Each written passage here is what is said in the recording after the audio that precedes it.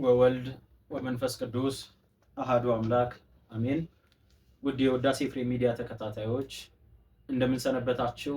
እንደምን ከረማችሁ? እንግዲህ እንደተለመደው ዛሬም ከትናንትናው በቀጠለ ዘመነ ጾምን በተመለከተ ወደ እናንተ የዘመነ ጾምን አስተምሮ እያስተላለፍን እንገኛለን።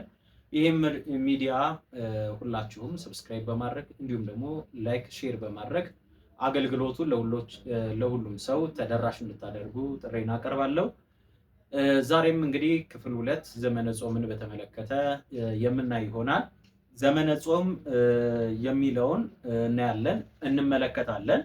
ዘመነ ጾም ከአራቱ ክፍለ ዘመን ማለትም ከዘመነ ዮሐንስ፣ ከዘመነ አስተምህሮና ከዘመነ ፋሲካ መካከል አንዱ ነው።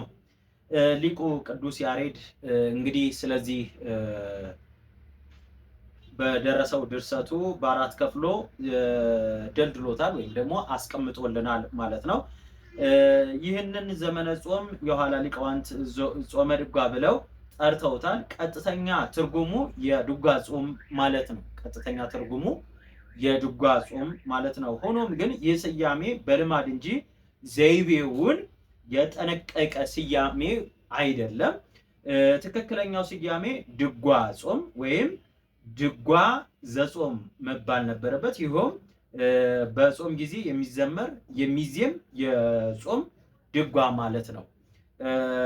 ስለዚህም በዚህም ሳምንት አገልግሎት የሚሰጠው የጾመ ድጓ፣ የድጓ የዜማ ድርሰት አገልግሎት፣ የምዕራፍ፣ የክስተቱ እነዚህ ሁሉ አገልግሎት ይካተታል ማለት ነው። በዋናነት እንግዲህ ልናነሳው ከምንፈልገው ነገር አንዱ የሆነውን ጾምን ዛሬ እንመልከት። ትናንትና እስከ ዘወረደ ድረስ አይተናል። ዛሬ ደግሞ እንዲሁ እያተትን እንመጣለን። ጾም ማለት ምን ማለት ነው የሚለውን እንመልከት። ጾም ማለት ጾመ፣ ጦመ ወይም አምሮቱን ተወ፣ ታቀበ፣ ታረመ ካለው የግዕዝ ግስ የተገኘ ቃል ሲሆን ምግብን መተው፣ ከስጋ ፍላጎት መከልከልና መጠበቅ ማለት ነው። ለተወሰኑ ቀናት ጥሉላት፣ መባልልትን፣ አልኮል መጠጦችን ፈጽሞ መተው። እዚህ ጋር መያዝ አለበት። ጥሉላን፣ ቅቤ፣ ስጋ ነክ ብቻ ሰው ተወስኖ ይቀራል። ግን ደግሞ እንደ ቤተክርስቲያን አስተምህሮ ከአልኮል፣ ከአደንዛዥ እጾች፣ ከተለያዩ ነገሮች ሁሉ ራሱን መቆጠብ አለበት። እግዚአብሔርን እንዲያጣ ከሚያደርጉት ነገር፣ ኃጢአትን ከሚያሸሙቱት ነገር፣ በአጠቃላይ ከስጋ ፍላጎት የስጋዊ ፍላጎቱ ወደ ተለያዩ ነገሮች እንዳይወስዱት ራሱን መቆጠብ፣ ራሱን ማቀብ፣ ራሱን ማረም፣ ራሱን መከልከል አለበት እና ከነዚህ ከመብልና ከመጠጥ እንደዚሁም ከሌሎም ክፉ ነገር ሁሉ መቆጠብ፣ ራሱን መግዛት፣ ሕዋሳትን መቆጣጠር፣ በንስሐ ታጥቦ በጸሎት ወደ እግዚአብሔር መቅረብና ራሱንም ደጅ ማጽናት፣ ማረኝ ይቅር በለኝ እያሉ በእርሱ ፊት መስገድ፣ አስተብርኮን ማድረግ፣ በጸሎት መቅረብ ያስፈልጋል ማለት ነው። ለዚህ ቅዱስ ያሬድ በዜማው ገልጾልናል ማለት ነው። እንግዲህ በሶስት ነገሮች እናያለን ስለ ጾም ስናነሳ። የመጀመሪያው እንግዲህ የምናየው እርኩስ ጾም ይባላል። ሁለተኛው የምናየው ስጋዊ ጾም ይባላል። ሶስተኛው የምናየው ደግሞ ቅዱስ ጾም ብለን እንጠራዋለን ማለት ነው። እነዚህ በሶስት ይከፈላል። እርቁም እንደው አለፍ አለፍ እያለን ስናያቸው እርኩስ ጾም ስንል ጾም በራሱ እርኩሰት ፈጽሞ ያለበት ሆኖ አይደለም፣ ወይም ደግሞ መባልም የለበትም። ሆኖም ግን የሚጾመው ጾም በእግዚአብሔር ዘንድ የተወደደ እንዳልሆነ ለመናገር ነው። እግዚአብሔር የማይወደው፣ እግዚአብሔር የማይቀበለው የሆነ ጾም ማለት ነው። ሰዎች ለክፉ ነገር ለኃጢአት አስበው ተዘጋጅተው የሚጾሙት ጾም ይሄ ተቀባይነት እንደሌለው ያስረደናል። ልበ አምላከ ዳዊት ሲናገር እስመ ተማከሩ ህውረ ዋረዩ ለይሌ ከተሰካየቱ ወተካየዱ ታይኒሆሙ፣ ሁሉን በእርሱ ላይ ተማከሩ። ጾምን አውጀው ተማከሩ፣ አውጀውም ክፉ ነገርን አደቡ፣ በእርሱ ላይ ክፉ ነገርን ሊያስነሱ በእርሱ ላይ ክፉ ነገርን ለማምጣት ተማከሩ ይለናልና በእርዚህ ምክንያት ጾም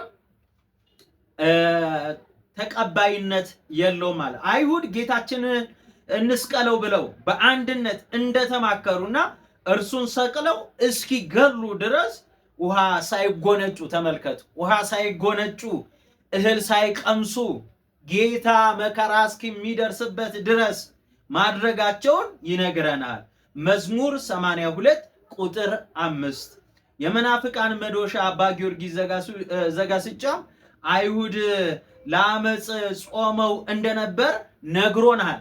አይሁድ ለአመፅ ጾመው እንደነበር ነግሮናል። ማይበራና አይሁድ ተመድበሩ ለሰቂል አምላክ ተመሃሉ ክቡረ ንጉሰ ሰቀሉ እንዳለ የአይሁድ ማይበራት በአንድ ላይ ተሰበሰቡ፣ አምላክን ለመስቀል ተማማሉ ይለናል። አምላክን ለመስቀል በእርሱ ላይ አመፅን ለማድረግ እርሱን በቀራንዮ ለማዋል ተማከሩ።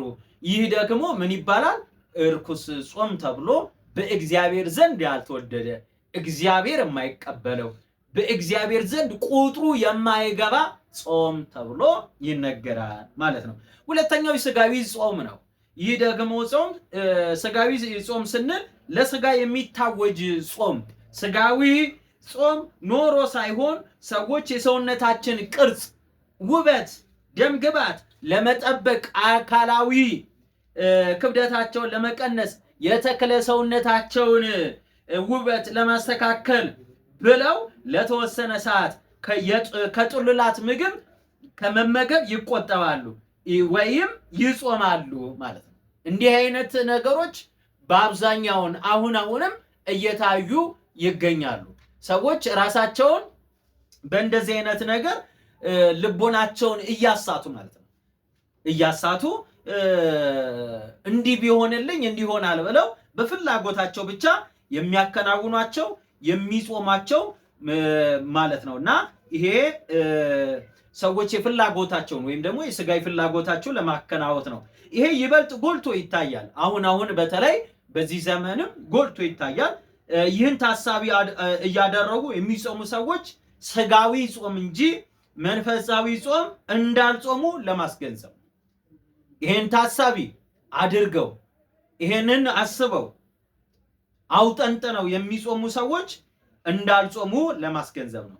ብዙ ሰዎች ጾም ሲመጣ ዘውትር የሚያሳስባቸው የሰውነታቸው ውፍረት፣ አካላቸው፣ ደም ግባታቸው እንደሚቀንስ ነው። ጾም ግን እንደው ጾምን እንደ ጥሩ አጋጣሚ በመቁጠር ደግሞ የሚጾሙ ሰዎች አሉ። የሚጾሙ ሰዎች አሉ። ሆኖም ግን እንዲህ አይነት ጾም በእግዚአብሔር ዘንድ ተቀባይነት የለውም። እርግጥ ክብደት ለመቀነስ ከጥሉላት መከልከሉ አግባብ ነው። ሁሉ በአግባቡ ሲሆን ግን መልካም እንደሆነ ይነግረናል። በምድራዊ ዕውቀት መራቀቁ፣ በዚህ ዓለም ሀብትና ንብረት መምጠቁ፣ የሰውነትን ውበትና ምኞት መጠበቁ ለጥቂት ጊዜ ሊጠቅም ይችላል። ሆኖም ግን ይህ ሁሉ እንደ ጥላ ያልፋል፣ እንደ ጥላ ይበተናል፣ እንደ ጥላ ትን ብሎ ይቀራል።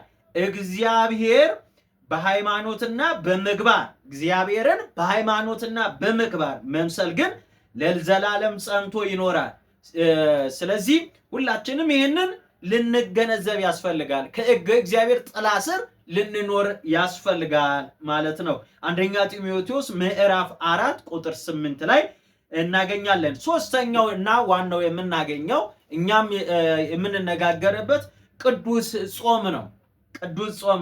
ቅዱስ ጾም ስንል ከላይ ከጠቀስናቸው የጾም አይነቶች ማለትም ከሁለቱ የጾም አይነቶች የተለየ ጾም ማለታችን ነው። በታወቀ በተረዳ ሰዓት ከምግበ ስጋ መከልከል መሆኑ የታወቀ ቢሆንም ነገር ግን ጾም የራሱ የሆነ ቅድስና ያስፈልገዋል። የራሱ የሆነ ቅድስና፣ የራሱ የሆነ መንፈሳዊ ሕይወት ያስፈልጋል። ይኸውም ጾም አንድ ሰው እግዚአብሔርን ማምለኩንም ሆነ ማክበሩን የሚገልጥበት ሃይማኖታዊ ስርዓት ነው። ሃይማኖታዊ ውበት ነው። ሃይማኖታዊ ክብር ነው። ስለዚህ ይህን አውቆ ተረድቶ ይህን የተቀደሰ ጾም በአግባቡ ማከናወን አለበት። ጾም የተቀደሰ ነው። ከእግዚአብሔር ዘንድ ጸጋና በረከትን እቀበልበታለሁ፣ በነፍስ እጸድቅበታለሁ ብሎ ሕግንና ስርዓትን አክብሮ ተከትሎ ሃይማኖትን ይዞ ምግባር ሰርቶ የሚጾም ጾም እንደሆነ ማወቅ አለብን ማለት ነው። ስለዚህም ይሄን ልናውቅ ያስፈልጋል ማለት ነው። ጾም እንግዲህ ስለ ጾም ስናነሳ በራሱ ብዙ የምናገኛቸው የምናውቃቸው ነገሮች አሉ። ጾም ኢየሱስ ክርስቶስን እንግዲህ ጾምን ስናይ ኢየሱስ ክርስቶስን አስበን 40 ቀን 40 ሌሊት እንደጾመ አስበን እንዲሁም ደግሞ ስለ ኃጢአታችን አስበን የምንጾመው ጾም ነው። ይህን ስንል ቀን መቁጠር ብቻ አይደለም፣ ወይም ምግብ መተው ብቻ አይደለም። ጾም ህይወትን መቀየር ነው። ልናውቀው የሚገባው ጾም ህይወትን መቀየር ነው። ህይወትን ማስባረክ ነው። ህይወትን ማስቀደስ ነው። ይሄ በጣም ልንገነዘበው የሚገባ ነገር ነው። ይህንን የምናሳስበው የማቴዎስ ወንጌል ምዕራፍ 5 ላይ ነው። ስለ ጽድቅ የሚራቡ ማለት ከኃጢአት ለመከልከል ጽድቅን ለመፈጸም ብለው የሚጾሙ ብፁዓን ናቸው ማለቱን ነው። የሚጾሙ ብፁዓን ናቸው ማለት ነው። የማቴዎስ ወንጌል ምዕራፍ 5 ቁጥር 6 የተቀደሰ ጾም ለመጾም ምን ጊዜም ቢሆን እግዚአብሔርን ማዕከል ያደረገ መሆን አለበት። እግዚአብሔርን ማዕከል ያደረገ መሆን አለበት። ቀድሱ ጾምን ቀድሱ የተባለው አቶ ተቸግሮ በልዩ ልዩ ምክንያት ከሚራብ ሰው በተለየ መልኩ እግዚአብሔር የሚቀበለው በውዴታ በደስታ ጾሙ ሲል ነው። በአጠቃላይ ከስጋዊ ዓላማ በተለየ መልኩ መንፈሳዊ ዓላማ ሳይዛባ የህሊና ዝግጅት በማድረግ ልንጾመው ይገባል። ጾም መሳሪያ ነው። ጾም ህይወት ነው። ጾም የምናገኝባቸው ብዙ ነገሮች አሉ። ይህ አይነት በጾምና በጸሎት ብቻ ይወጣል እንዳለ ጾም መሳሪያ ነው ስንል አጋንንትን የሚያባርርልን ነው። የማቴዎስ ወንጌል ምዕራፍ 17 ቁጥር 21 ላይ ጾም ሰይጣናዊ ኃይሎችን የሚያፈርስ መሳሪያ ነው። የሚያፈርስ የሚበትን መሳሪያ ነው። ሰውን ያጸናል። የመንፈስ ቅዱስን ኃይል ያለብሰዋል። እንዲሁም ደግሞ መንፈሱን ያጸነዋል። በእምነቱም ጸንቶ እንዲኖር ያደርገዋል። ሁለተኛ ጾም ስጋን ማዳን አይደለም፣ ነፍስን ማስቀደስ፣ መንፈስን ማደስ፣ ህይወትን ማስባረክ ነው። ይሄም ስንል በስጋ ምክንያት መንፈሳዊ ህይወታችን ይወድቃል። በመንፈሳዊ ህይወታችን በጾም በጸሎት ደግሞ እናነሳዋለን። በጾም ጊዜ ስጋ ይቀዘቅዛል፣ ይደክማል። ሆኖም ግን መንፈስ ግን ይነሳል። መንፈስ ይነሳል። ስለዚህ ጾም የስጋን ግዛትን ለመቀነስ ነው። መንፈሳዊ ግዛትን ደግሞ ለማጠናከር፣ መንፈሳዊ ልብስን ለማልበስ የተሰጠን ነው። የተሰጠን ጥጥቃችን ነው። የተሰጠን ሀብታችን ነው ማለት ነው። ስለዚህ ሁላችንም ልናውቀው ልንገነዘበው ይገባል ማለት ነው። ይህንን በደንብ ሁላችንም እንድናውቀው እንድንገነዘበው ያስፈልጋል ማለት ነው። እግዚአብሔር ይህንን እንድናውቀው እርሱ ይርዳል። ሌላው ጾም ንስሐን ይወልዳል። ጾም ንስሐን ይወልዳል። ማወቅና መረዳት ያለብን ይህንን ነው። ወደ እኔ በጾምና በለቅሶ ተመለሱ ይለናል። ወደ እኔ በጾምና በለቅሶ ተመለሱ። ትንቢተ ኢዮኤል ምዕራፍ 2 ቁጥር 12 እውነተኛ ጾም ያለ ንስሐ አይሆንም። እውነተኛ ጾም ያለ ንስሐ አይሆንም። የተሰበረ ልብ፣ በፍቅር የሚመጣ ልብ፣ በጸጸት የሚመጣ ልብ፣ እግዚአብሔርን በመፈለግ የሚመጣ ልብ፣ እግዚአብሔርን ሽቶ የሚመጣ ልብ፣ ዓይናችንን፣ ምላሳችንን፣ ልባችንን ከኃጢአት መጠበቅ ነው። የጾም ፍሬ እንግዲህ ብዙ ናቸው። እነሱን በጥቂቱ ለመዘርዘር እሞክራለሁ። ቅድም እንዳልኳችሁ ጾም አጋንንትን ያባረራል። መሳሪያ ነው ለነሱ፣ ያስደነግጣቸዋል። በመጀመሪያ ስንጾም ተዋግተን የምናሻንፈው አካል እንዳለ መገንዘብ ያስፈልጋል። ምክንያቱም መንፈሳዊ ሕይወታችንን ሊያጎሳቁል፣ ሰማያዊ ጸጋችንን ሊያራቁት፣ ከእግዚአብሔር ሊነጥለን በተለያየ መንገድ የሚዋጋንን ክፉ መንፈስ አለ። ለምሳሌ በበሽታ፣ በችግር፣ በዝሙት፣ በትዕቢት በመሳሰሉት ፈተናዎች ሊያርቀን፣ ሊያጎሳቁለን፣ ከእግዚአብሔር ቅጽር ሊያወጣን የሚፋጠን አለ። እሱንም ደግሞ በጾም ምክንያት አንድ ክርስቲያን ከሰውነቱ ከሚመነጭ ፈቃዳትም ሆነ ከውጭ ከሚገቡበት ከውጭ ከሚጠቀማቸው ተቃራኒ ኃይላት ለመዋጋት የራሱ ኃይል ብቻውን በቂ እንዳልሆነ በማመን የእግዚአብሔር ኃይል እንዲጨመርለት የሚጠይቅበት የመጠየቂያ ሰነድ ጾም ነው። ትንቢተ ዳንኤል ምዕራፍ 9 ቁጥር 3 ላይ ምክንያቱም ክርስቲያን የገጠመውን ፈተና ሁሉ ለመሻገር ያቀደውን እቅድ በጊዜው ለመተግበር የእግዚአብሔር አጋዥነት እንደሚያስፈልገው ማመን ይኖርበታል። እግዚአብሔር እንደሚረዳው ማመን ያስፈልገዋል። ስለሆነም ጾም ደግሞ የእግዚአብሔር ረድኤት እንዲሰጠን የምንጠይቅበት ማመልከቻ ነው ማለት ነው። ይሄንን ልናውቅ ያስፈልጋል ማለት ነው። ስለዚህም በጾሙ በረከትን ረድኤትን እንድናገኝ እግዚአብሔር በቸርነቱ ይርዳን።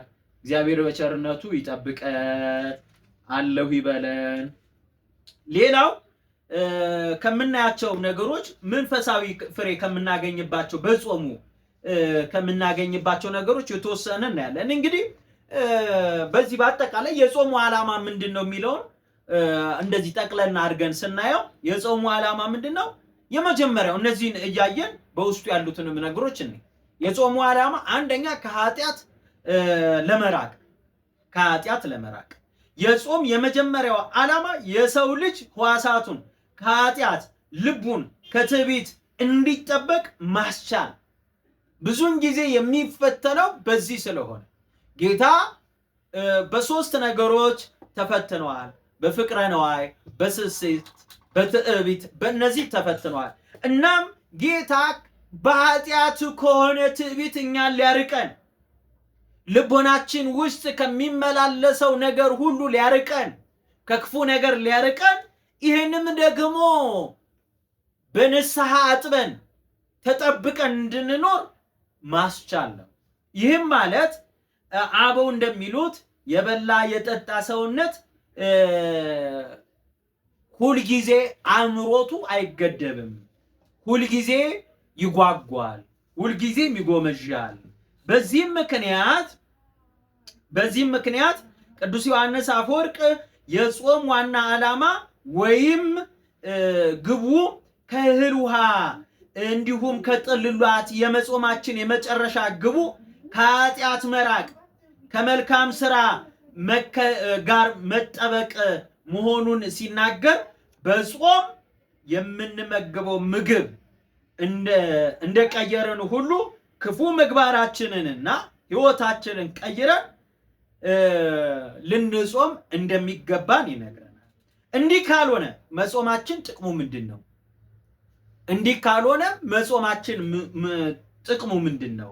ስለዚህ መጾማችን ምኑ ላይ ነው እንድንታቀብበት እንድንከለከልበት ያስፈልጋል። ከኃጢአት ሳንጾም ከምግብ ብቻ ጾመን ከኃጢአት ከክፉ ነገር ሳንታቀብ ምኑ ላይ ነው? እግዚአብሔርን ያገለገልን ለሚመስለን ሰዎች ራሳችንን ፍሬ በሌለው መንገድ በከንቱ እንዳንደክም ልንጠበቅ ያስፈልጋል።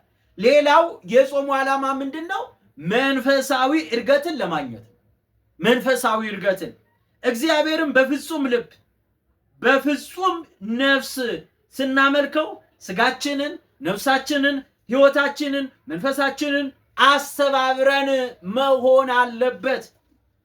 ኦሪት ዘዳግም ምዕራፍ 6 ቁጥር 5 መንፈሳዊ እድገት ስንል ቅዱሳት መጻሕፍትን በማንበብ ለባዊትን ማስተዋልን ዕውቀትን ገንዘብ በማድረግ እንዲሁም አለወትን ለእግዚአብሔር በመሰዋት እግዚአብሔርን ማምለክ የእግዚአብሔርን አለወት በማመን አለወት እግዚአብሔርን በማመን የእግዚአብሔርን ቸርነት በማመን በመቀበል ይህ ባህሪያተ ነፍስን ለአምልኮቱ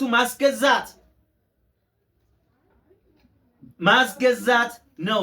ስለሆነም የአንድ ክርስቲያን መንፈሳዊ እድገት ከሚለካበት መንገድ አንዱ ጾም ነው። የሚለካው በጾም ነው። ታቅቦ በመኖር ነው። ሕይወቱን በስጋዊ ልማድ በስጋዊ መንገድ ሲያደርግ የኖረውን ነገር ሁሉ መንፈሳዊ ትሩፋት መንፈሳዊ ኃይል በማምጣት ይህንን ማድረግ አለበት። እናም ይህንን በሚያደርግበት ጊዜ ለእግዚአብሔር ያለውን ሕይወት ለእግዚአብሔር ያለውን ክብር ለእግዚአብሔር ሁሉ ነገር ያሳያል። ጾም ንስሐን ወደ ንስሐ የሚያመጣ እንደሆነ ቅድም ተናግረናል። ዓይናችንን ምላሳችን ልባችንን ከኃጢአት መጠበቅ ነው የጾም ፍሬ። ዓይን ይጹም፣ ልብ ይጹም፣ እግር ይጹም፣ ሕዋሳት በአጠቃላይ ይጹሙ ተብሎ እንደተነገረ እድገታችን እንዲያብብ ልጆቻችን እንዲያድጉ እኛም በመንፈሳዊ እድገት እንድንሸለም እንድንባረክ እንድንቀደስ ወደ ንስሐ እንድንመጣ ወደ ቅድስና እንድንመጣ ወደ ሥጋና ደሙ እንድንቀርብ ከማይጠፋው ከማይጠወልገው ወደ ፍቅሩ እንድንቀርብ መንግስቱንም እንድንወርስ ይረዳናል፣ ይባርከናል፣ ይቀድሰናል ማለት ነው። ሌላው ለእግዚአብሔር ያለን ፍቅርን እና አክብሮት ለመግለጽ ነው። ሌላው የምናየው ምንድነው? ለእግዚአብሔር ያለን ፍቅር እና አክብሮት። ይሄ ወሳኙ ጉዳይ ነው። አዳም ክፉንና በጎን መልካሙን ከሚያስታውቀው ዛፍ እንዳይበላ የታዘዘበት ምክንያት ፈጣሪውን ምን ያህል እንደሚወድና ምን ያህል እንደሚታመንለት ለማሳየት ምልክት ነው። ምክንያቱም አዳም ለእግዚአብሔር ፍቅር ብሎ ከተከለከለው ዛፍ መብላትን እንዲተው ነበር የተፈለገው። ነገር ግን አዳም ከእግዚአብሔር ፍቅር ይልቅ የራሱ ፍላጎት አሸንፎት ሕጉን ተላልፎ ዕፀ በለስን ቀጥፎ እምነቱን እንዳጎደለ ፈጣሪውን በደለ።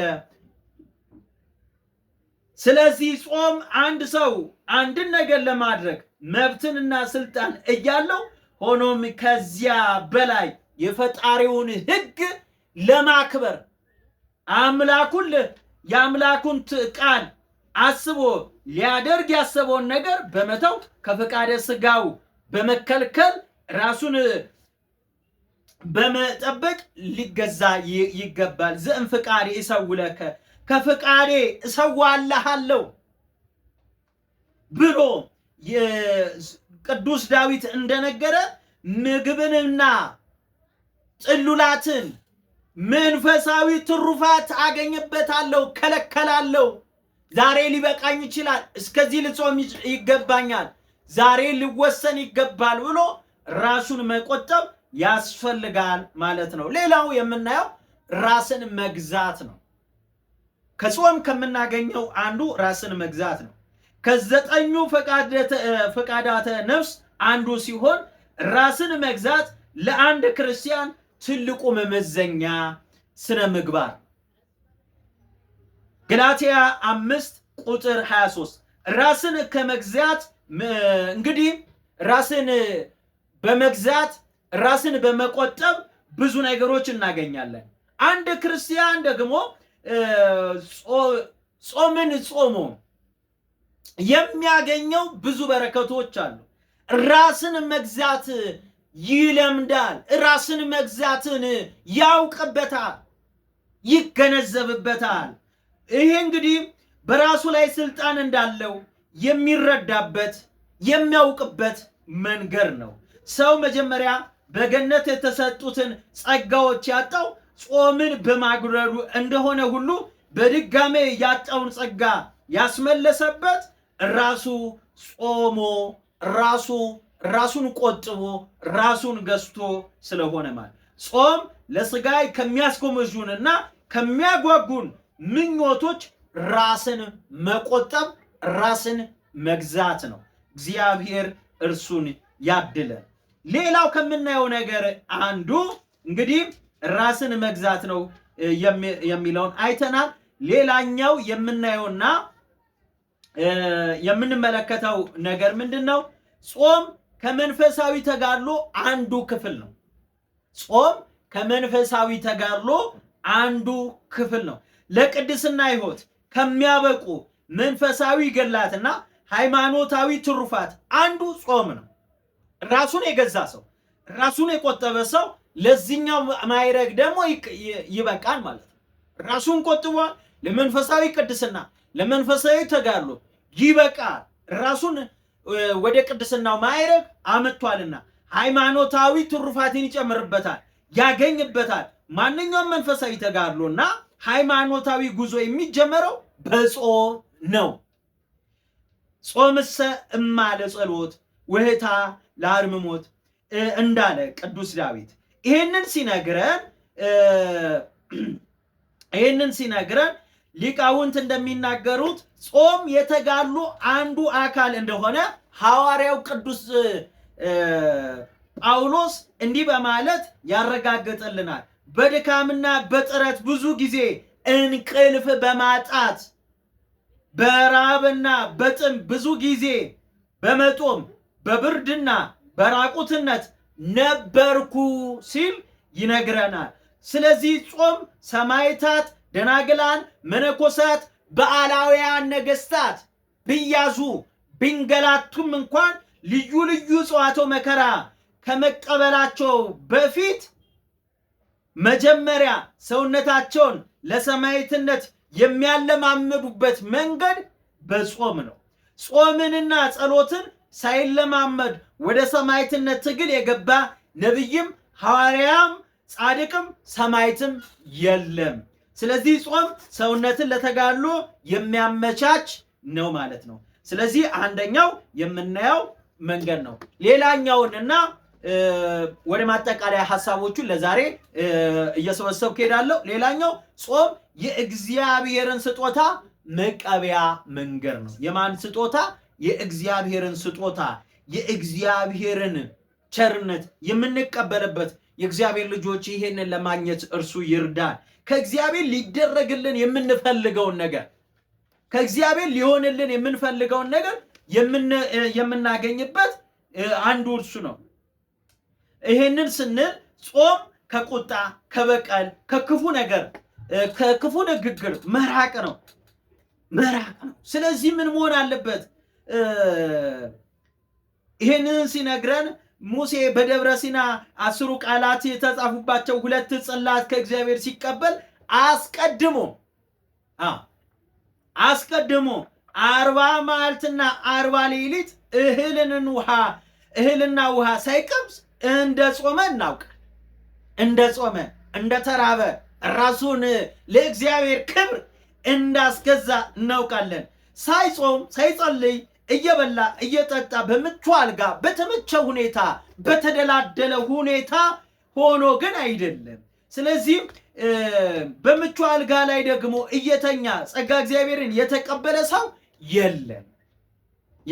ለምሳሌ ልበ አምላክ ዳዊትን ደግሞ ስንመለከተው የእግዚአብሔርን ቤተ መቅደስ ለመስራት ባሰበ ጊዜ ከነቢዩ ናታን ጋር ሱባዔ እንደገባና እግዚአብሔርም ሊያደርገው ያሰበውን ለሁለቱም እንደገለጠላቸው እንደሰጣቸው እናያለን። መጽሐፍ ቅዱስም ይነግረናል። 2ኛ ሳሙኤል ምዕራፍ 6 ቁጥር 1 ዛሬም አባቶቻችን እግዚአብሔርን ለማገልገል ሃይማኖታዊ ሚስጥር የሚጠይቁት ሕጉን አስቀድሞ አብዝተው አውቀው ተረድተው እነሆ ሃይማኖታዊውን ክብር በመጠበቅ ይጾማሉ፣ ሱባዔ ይገባሉ፣ አድምሞ ይዛሉ። እግዚአብሔር ፈጥሮ ይዝላቸዋል። ይሰማቸዋል። እግዚአብሔር በቸርነቱ ይስማ አለው ይበለን። ዛሬም ቤተክርስቲያናችን አባቶቻችን ባስተማሩት ሰዓታቱን፣ ቅዳሴውን፣ ማህሌቱን፣ ስብሐተ ነጉን፣ ጾመ ድጓውን ሁሉንም እያከናወኑ ይሄንን አገልግሎት ይቀጥላሉ ማለት ነውና እስመዛቲ ጾም ወሀበቶ ሞገሰ ጾም ለነፍስም ሆነ ለስጋ ለምድራዊ ሕይወትም ሆነ ለሰማያዊ ሕይወት የምትጠቅም ሞገስና ጸጋ የምታድል መሆኗን ተናግሯል። ለነፍስም ሆነ ኦሪት ዘጸአት ምዕራፍ 34 ቁጥር 29 ለነፍስም ሆነ ለስጋ ምንን የምትሰጥናት? ሞገስን፣ ክብርን፣ አክሊልን የምትሰጥናት። ማጠቃለያ የምናደርገው የዛሬውን እነዚህን ነገሮች ለማከናወን በእነዚህ ነገሮች ደግሞ የእግዚአብሔርን ክብር የእግዚአብሔርን በረከት ለማግኘት እንግዲህ ጾም ወደ በለጠ ክብር መሸጋገሪያ ድልድይ ነው። ማጠቃለያ ይሄ ነው። ወደ በለጠ ባሕረ ጥበባት ቅዱስ ያሬድ ወደሚበልጠው ክብር የምታሸጋግር መንፈሳዊ ድልድይ መሆኗን ተናግሯል። ዛቲ ጾም ይቺ ጾም ወደ መንፈሳዊ ክብር እግዚአብሔርን ወደ ማወቅ ታደርሳለች። ጾም ጥቅሟ ይህች ናት። ጽድቅን ታፈራለች፣ ከእግዚአብሔር መንግስትም ታኖራለች። ሕይወታችንን ሁሉ ለእግዚአብሔር የምንሰጥ ከሆነ ይሄ ማለት ክፉ ልምዶችን መተው፣ ይሄ ማለት በሕይወታችን እየተከናወኑ ያሉ ዛሬም የሚፈትኑን ዛሬም ከቅድስና ሕይወት ዛሬም ከመንፈሳዊ ሕይወት የሚፈትኑን ነገሮችን መተው መከልከል ማለት ነው። ስለዚህም የእግዚአብሔር ልጆች ተቀነዩ ለእግዚአብሔር በፍርሃት ለእግዚአብሔር በክብር ተገዙ። እግዚአብሔርን በቅንነት እግዚአብሔርን በቸርነት እግዚአብሔርን በቸርነቱ እግዚአብሔርን በመፍራት ተገዙለት። ለእርሱ መገዛትም ትልቅ በረከትን ያሰጣል። ደስ እያላችሁ ቸርነቱን ማውቃችሁ እግዚአብሔር ቸር ምሕረቱም ለልጅ ልጅ ነውና ለልጆቻችሁ ጤና ለእናንተም በረከት ለእናንተም ዕድሜ እግዚአብሔር በጾሙ ይጨምርላችኋል። መንፈሳዊ በረከት ታገኛላችሁ። ይሄ ነው። ስለዚህ መንፈሳዊ በረከት እንድናገኝ እቤታችን ያሉ ዕቃዎችን እንደምናጠራ እንደምናጥብ ሁሉ ልቦናችንን አጥበን በንስሐ ተመላልሰን ከጾሙ በረከት ከጾሙ ረድኤት እንድናገኝ ልዑለ ባሕርይ እግዚአብሔር እርሱ ይርዳን። ወስብሐት ለእግዚአብሔር ወለወላዲቱ ድንግል ወለመስቀሉ ክቡር። ይቆየን።